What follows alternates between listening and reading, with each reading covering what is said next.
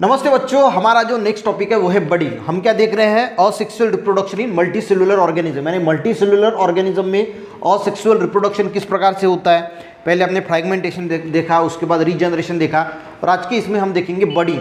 ठीक है, बडिंग क्या होता है? देखिए, ये जो बडिंग है asexual reproduction in case of hydra जो होता है इसमें हमें देखने को मिलता है। अब इसमें होता कैसे है वो देखते हैं। देखिए, इसमें भी क्या होता है, एक बर्ड फॉर्म होता है।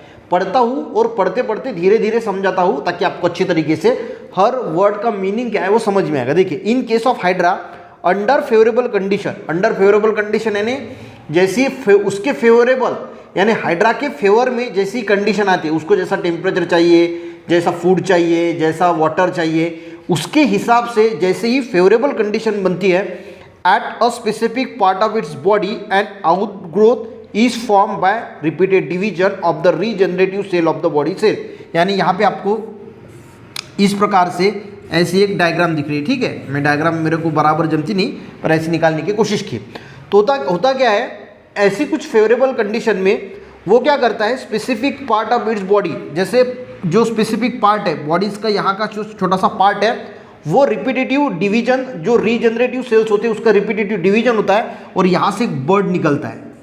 तो इसी वजह से इसको बडिंग बोला जाता है। बर्ड यानी छोटा सा बर्ड निकलता है और आगे जाके वो ग्रोथ होता है।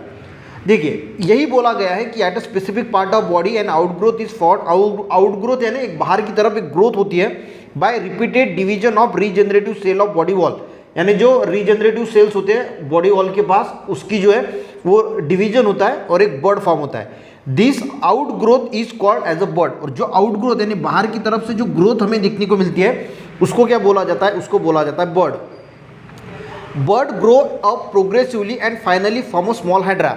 और ये प्रोग्रेसिवली जो है वो ग्रो होता है और फिर से यहाँ पे आप देखोगे इसी प्रकार से जो है वो यहाँ पे जो है वो हाइड्रा जो है वो ये फॉर्म हो जाता है। पर अभी ये बच्चा है, ये पेरेंट है और ये जो है ये बच्चा है। ठीक है, यानी ये इसका बच्चा है छोटा सा। अब छोटा बर्ड है और बर्ड से जो है वो स्मॉल हाइड्रा जो है वो फॉर्म हुआ। अब देखिए यहाँ पे नेक्स्ट लाइन को देखिए, dermal layer and digestive cavity of budding hydra are in continuity with those of parent hydra. इस वर्ड को अच्छी तरीके से समझेंगे। अगर इस डायग्राम को आप अच्छी तरीके से देखोगे तो इसके ऊपर एक डर्मल लेयर होती है।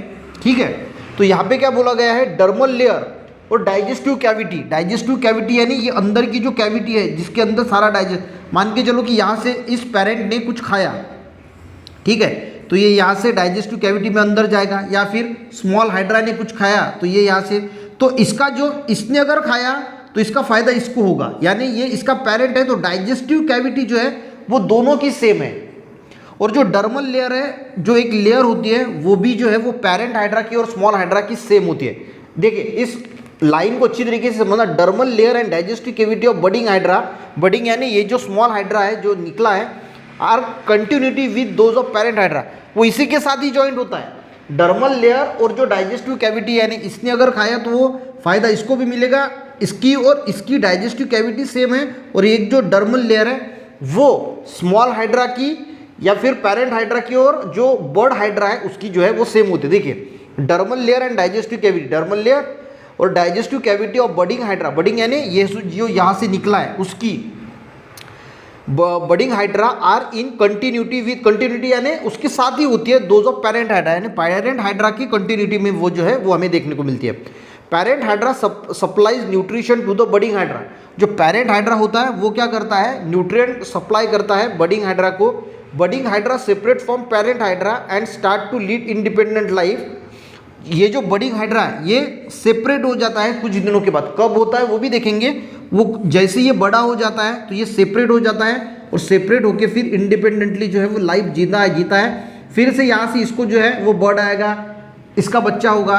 तो ये कब होता है, when it grow up and become able to lead an independent life. जब ये बड़ा हो जाता है और इंडिपेंडेंट लाइफ जीने के लायक हो जाता है तो ये जो स्मॉल हाइड्रा है या फिर बर्ड हाइड्रा है ये इससे सेपरेट हो जाता है और इंडिपेंडेंटली जो है वो जीना स्टार्ट कर देता है। तो बडिंग किस प्रकार से होती है हाइड्रा में ये आपने देख लिया।